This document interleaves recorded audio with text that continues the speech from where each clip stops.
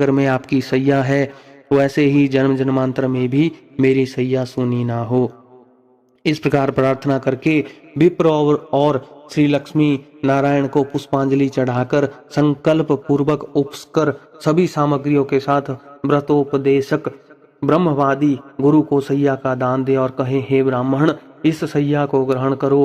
ब्राह्मण यह मंत्र कहते हुए ग्रहण करे। इसके बाद सैया पर स्थित ब्राह्मण को लक्ष्मी और नारायण की प्रतिमा को हिलाए, तदंतर प्रदक्षिणा और प्रणाम करके उन्हें विसर्जित करे। यदि पर्याप्त विभव धन संपत्ति हो तो शैया में सुखपूर्वक शयन करने के लिए सभी प्रकार के उपकरणों से युक्त अत्यंत सुंदर गृहदान घर का दान भी करे। और जीवितावस्था में अपने हाथ से शैया दान करता है वह जीते हुए ही पूर्व काल में वृषोत्सर्ग भी करे। एक शैया एक ही ब्राह्मण को देनी चाहिए, बहुत ब्राह्मणों को एक शैया कदापि नहीं देनी चाहिए। यदि वह शैया विभक्त अथवा विक्रय करने के लिए दी जाती है तो वह दाता के अधपतन का कारण बनती है। सतपात्र में शैया दान करने से वांछित फल की प्राप्ति होती है और पिता तथा दान देने वाला पुत्र दोनों इहलोक और परलोक में मुदित सुखी होते हैं। शैया दान के प्रताप से दाता दिव्य इंद्रलोक में अथवा सूर्य पुत्र यम के लोक में पहुंचता है, इसमें संशय नहीं है। श्रेष्ठ विमान पर आरूढ़ होकर अप्सरा गणों से सेवित दाता प्रलय पर्यंत आतंक रहित होकर स्वर्ग में स्थित रहता है। सभी तीर्थों में तथा सभी पर्व दिनों में जो भी पुण्य कार्य किए जाते हैं उन सभी से अधिक पुण्य शैया दान के द्वारा प्राप्त होता है। इस प्रकार पुत्र को शैया दान करके पददान देना चाहिए। पददान के विषय में मैं तुम्हें यथावत बतलाता हूँ, सुनो।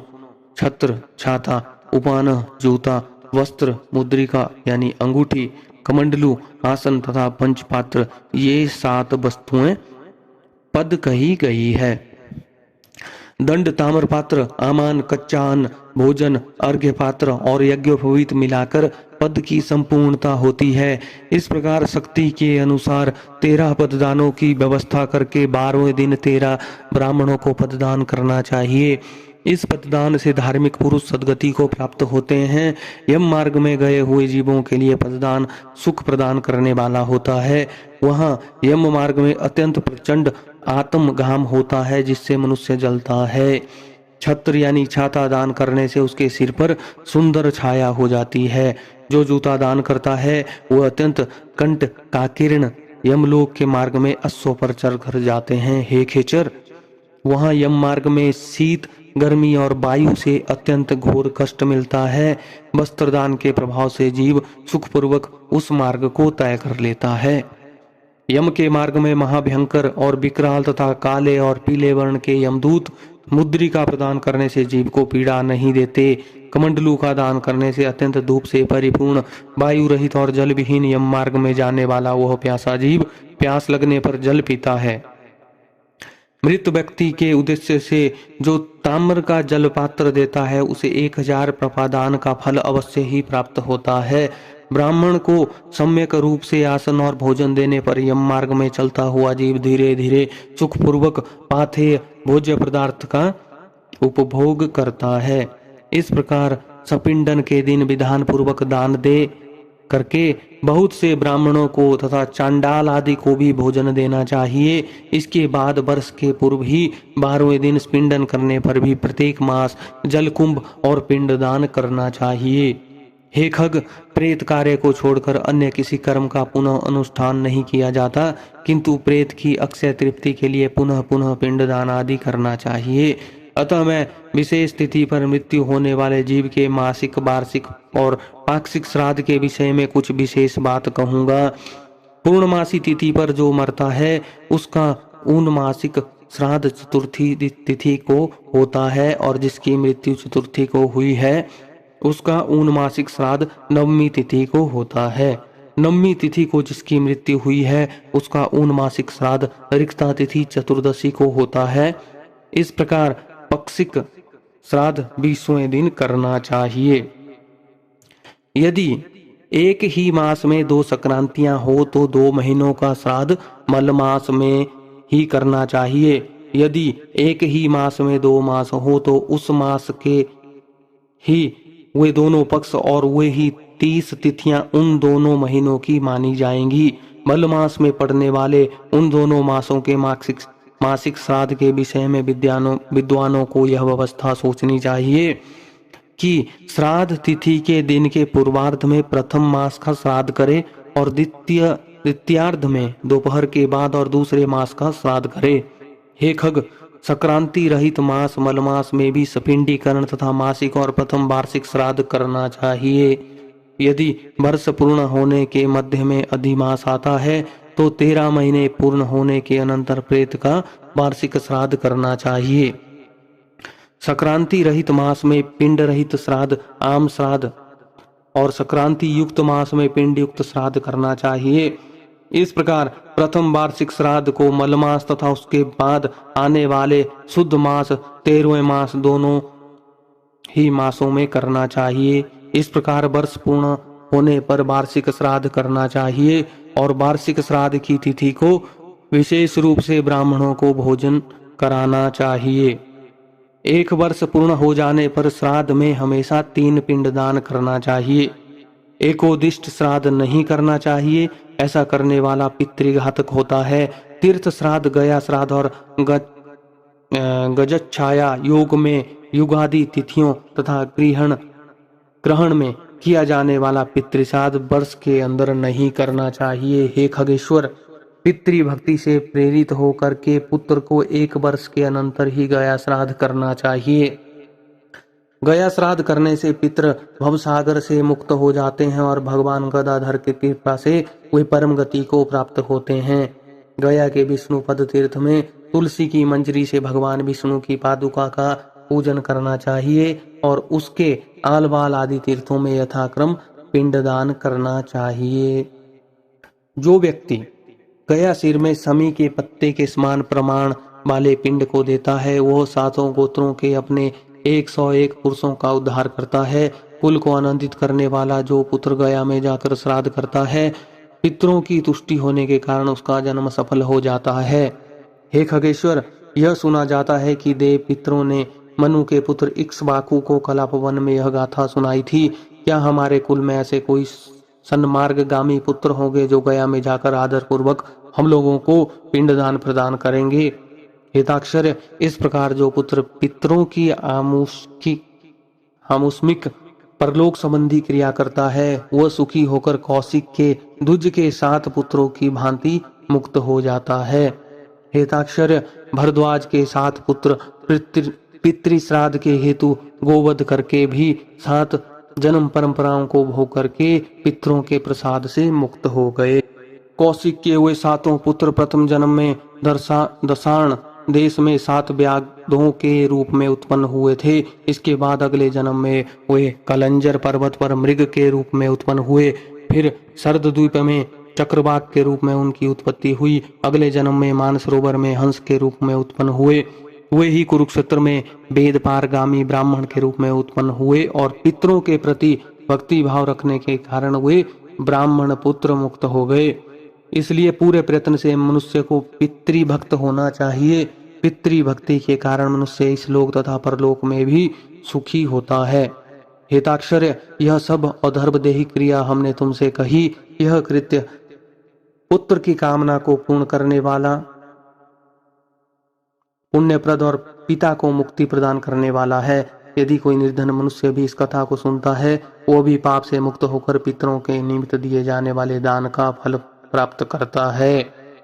जो मनुष्य मेरे द्वारा कहे गए श्राद्धों एवं दानों को विधि पूर्वक करता है और गरुड़ पुराण की कथा को सुनता है, उसके फल को सुनो। पिता उसको सत्पुत्र प्रदान करता है, पितामह उसे गोधन देते हैं और उसके पितामह उसे बहुविध धन संपत्ति प्रदान करते हैं और वृद्ध प्रपितामह तृप्त होकर विपुल अन्न आदि प्रदान करते हैं। इस प्रकार श्राद्ध से तृप्त होकर सभी पितृ पुत्र को वांछित फल देते हैं और धर्म मार्ग से धर्मराज के प्रसाद में जाकर वे धर्मराज की सभा में आदर पूर्वक विराजमान रहते हैं। सूत जी ने कहा, इस प्रकार विष्णु जी से औधर्वदेहिक श्राद्ध दान आदि विषयक महात्म्य सुनकर गरुड़ जी को अपार हर्ष हुआ। ओम नमो नारायण।